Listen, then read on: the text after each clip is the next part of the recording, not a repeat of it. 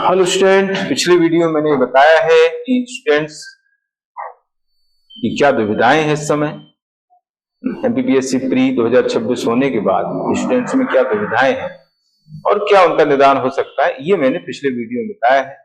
आज मैं ये बताने वाला हूं कि एमपीपीएससी मेंस जो आगे होने वाली है, हालांकि 2 मेंस होने वाली है, 2025 की भी होगी और 2026 की भी होगी। कब मेंस? 2026 की मेंस सितंबर में प्रस्तावित है, 25 की कब होगी उसके लिए कोई डिसाइड नहीं किया गया है कि कोर्ट में मामला चल रहा है, जो भी हो, लेकिन आगे 2 मेंस होना है कुल मिलाकर। तो उनके लिए क्या रणनीति होनी चाहिए, इस विषय पर आज मैं आप लोगों से चर्चा करने वाला हूं ना, क्योंकि कई बच्चे इसमें फ्रेशर हैं, नए बच्चे हैं, उनको अभी समझ में नहीं आ रहा है कि हम कैसे स्टार्ट करें, पहले क्या पढ़ें, कितना पढ़ें, कौन कौन से सब्जेक्ट पढ़ें, कितने घंटे पढ़ें, कितनी प्रैक्टिस करें। ये सारे सवाल जो है मन में बने हुए हैं तैयारी को लेकर के। तो इन सभी सवालों का जवाब जो है इस वीडियो में आप लोगों को मिलेगा। ठीक है, तो ये है विषय आज इस वीडियो का, एमपीपीएससी मेंस की तैयारी की रणनीति, स्ट्रेटजी क्या होनी चाहिए। तो अभी क्या है, देखिए क्या होता है कि जब हम कोई चीज स्टार्ट करते हैं तो स्टार्टिंग में एकदम मन नहीं लगता है ना, पढ़ाई से मन उचट जाता है, क्योंकि अभी बहुत पढ़ करके फ्री हुए हैं बच्चे, तो उनको लगता है कि यार अभी थोड़ा सा रिलैक्स कर लें। तो अब रिलैक्स तो खैर ठीक है, 3-4 दिन का रिलैक्स हो गया, 5 दिन का रिलैक्स हो गया, अब रिलैक्स ही थोड़ी करते रहेंगे, पढ़ना तो पड़ेगा। जिनका सिलेक्शन हो रहा है उनको तो जल्दी स्टार्ट करना पड़ेगा।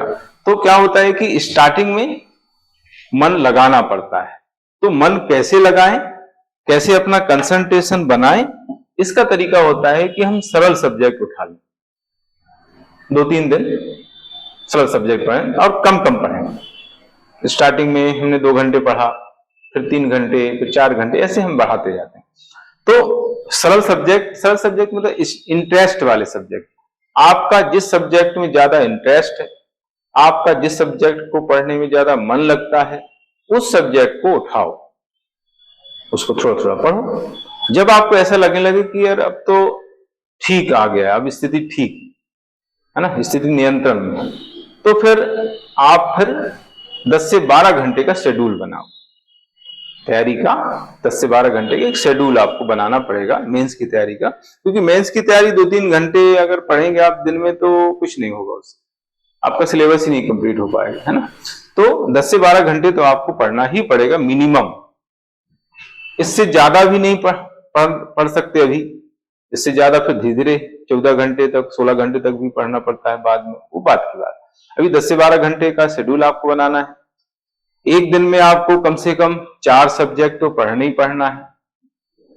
ठीक है, 4 सब्जेक्ट को कौन से पढ़ना है, इसके बारे में एक इंपॉर्टेंट बात मैंने यहां पर बताई हुई है कि ऐसे सब्जेक्ट आपको पढ़ना है जो केवल मेंस में है, प्री में नहीं, ना। देखिए 10 से 12 घंटे का स्टडी का शेड्यूल आपने बना लिया, सब्जेक्ट कौन से आपने सिलेक्ट किए, वो सब्जेक्ट सिलेक्ट किए कि जो मेंस में है, प्री में नहीं है। ऐसा क्यों मैंने बोला है? ऐसा इसलिए बोला है क्योंकि प्री तो अभी हम पढ़ चुके हैं, प्री के सब्जेक्ट हमें अभी पता है, तो उसमें ज्यादा प्रॉब्लम नहीं आएगी, उनको बाद में पढ़ेंगे तो चल जाएगा। अभी हमारा मेंस छूट गया, मेंस के वो सब्जेक्ट छूट गए जो प्री में नहीं है, केवल मेंस में है, तो उन सब्जेक्ट्स को हमें जो है पहले पढ़ना है। और अभी जो है इत्मीनान से हम पढ़ते हैं, हमारे पास ज्यादा प्रेशर नहीं होता है। प्रेशर कब आता है? जब रिजल्ट आ जाता है, रिजल्ट आ गया, हमारा हो गया, तो एकदम प्रेशर आ जाता है, अरे अब तो देनी है मेंस। ठीक है, तो रिलैक्स वे में वो सब्जेक्ट पढ़ना चाहिए जो टफ होते हैं, जो आपको टफ लगते हैं और प्री में हमने नहीं पढ़े हैं। इसलिए मैंने यहां पर लिखा है कि ऐसे सब्जेक्ट आपको अभी पढ़ना है जो केवल मेंस में है, प्रीलिम्स में जो है वो नहीं है, वो सब्जेक्ट आपको पढ़ना चाहिए। ठीक है, तो ये हो गया। अब वो सब्जेक्ट कौन से हैं? वो सब्जेक्ट जैसे सोशियोलॉजी है, समाजशास्त्र, उद्यमता प्रबंध। अब बच्चे कहेंगे कि सर के जो सब्जेक्ट हैं वही सर बता रहे हैं ना, तो उद्यमता प्रबंध पढ़ना है, सोशियोलॉजी पढ़ना है।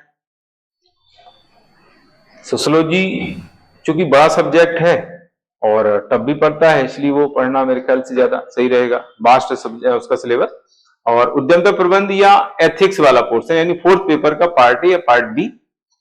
एमपी आपको पर डे पढ़ना है।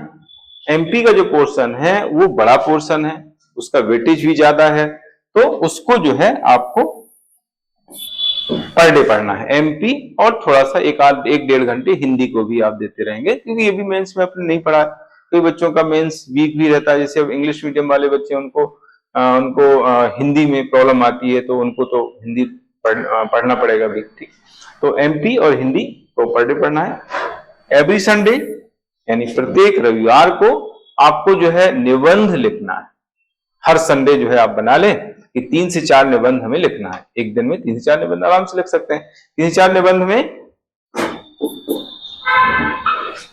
2-3 आप लिख लो बेसिक, और एक आध कोई करंट अफेयर्स का लिख लो। 2 तरह के निबंध आपको पूछे जाते हैं, एक बेसिक आता है, एक करंट अफेयर्स का आता है ना। तो 3 से 4 निबंध जो है एवरी संडे आपको लिखना है। तो आप सोचो कि 3 से 4 निबंध एवरी संडे लिखेंगे, प्रत्येक रविवार लिखेंगे, तो उस समय तक कितने निबंध आपके तैयार हो जाएंगे। और लिखा हुआ निबंध अगर आप वहां पर आ गया तो बहुत अच्छे तरीके से आप उसको प्रेजेंट करेंगे और आपको अच्छे मार्क्स मिल जाएंगे। मैं आगे एक अलग से निबंध का वीडियो बनाऊंगा, जिसमें आपको निबंध कैसे लिखना है, क्या उसका तरीका हो सकता है, निबंध में क्या क्या टॉपिक्स आ सकते हैं, क्योंकि अभी तो करंट अफेयर्स बहुत सारा आएगा आगे, तो उसमें एग्जाम के पास में मैं जो है वीडियो बनाऊंगा या थोड़ा सा और पहले, तो उससे जो है पूरा कवर हो जाएगा करंट अफेयर्स की टॉपिक। तो वहां पर मैं बताऊंगा कि निबंध किस तरह से हमें लिखना चाहिए। पर डे जो है आपको लिखने की प्रैक्टिस करना है, रोज जो है कुछ ना कुछ लिखना है, 1 से 1.5 घंटे आपको लिखना है। तो इतना आप करेंगे तो बिल्कुल आपका जो है अच्छा तैयार हो जाएगा। अभी आंसर राइटिंग की क्लास स्टार्ट होने वाली है मेरे द्वारा। मेरी जो सब्जेक्ट्स हैं उन सब्जेक्ट्स की आंसर राइटिंग आपको करवाई जाएगी।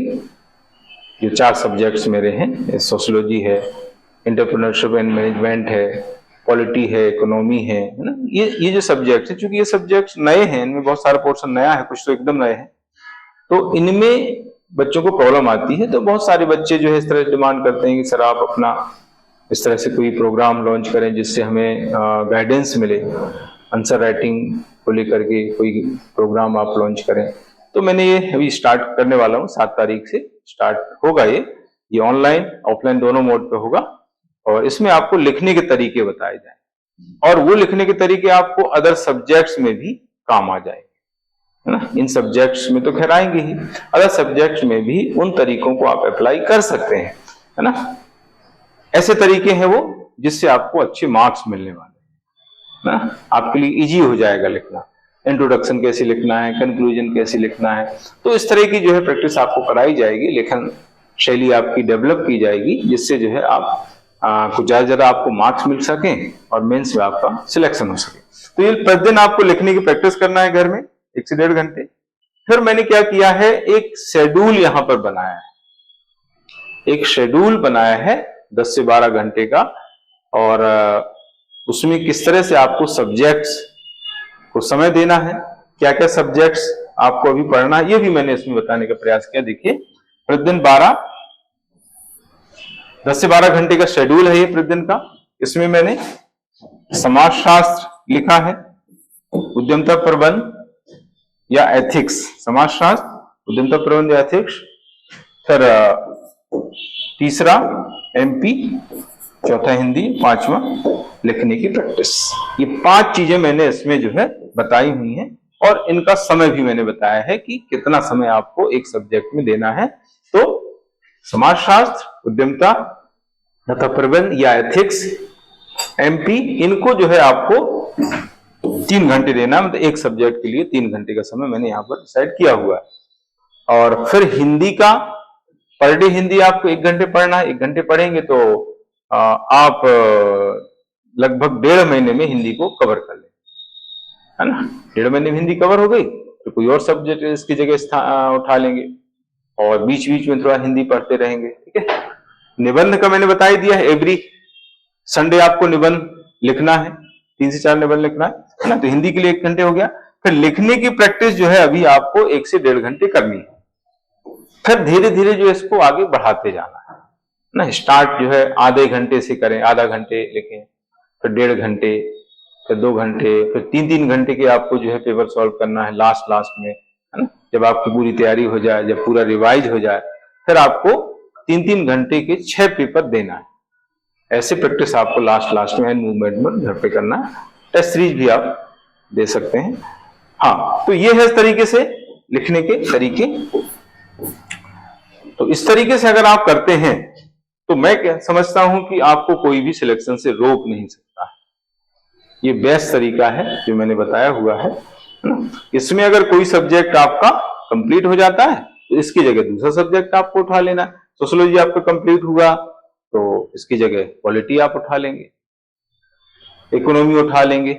उद्यमता प्रबंधन कंप्लीट होता है तो एथिक्स उठा लेंगे, एथिक्स भी कंप्लीट होता है तो ज्योग्राफी उठा लेंगे, हिस्ट्री उठा लेंगे। इस तरीके से जो है आपको एक सीक्वेंस में ये सब्जेक्ट बारी बारी से पढ़ते जाना है।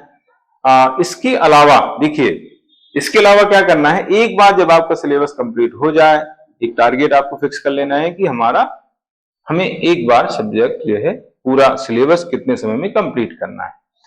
फिर दूसरी बात जो है इसी तरीके से आपको रिवीजन करना है। रिवीजन करते समय जो है आपको सिनॉप्सिस बना लेना है। सिनॉप्सिस मैंने बहुत पहले एक सिनॉप्सिस का वीडियो बनाया था, बहुत पुरानी बात हो गई है, स्टूडेंट्स ने काफी उसको पसंद भी किया था। तो सिनॉप्सिस बहुत मददगार होती है ना। ये बात की बात होती है। आप सोचिए कि हम पहली बार पढ़ रहे हैं कोई सब्जेक्ट और सिनॉप्सिस बनाए तो संभव नहीं।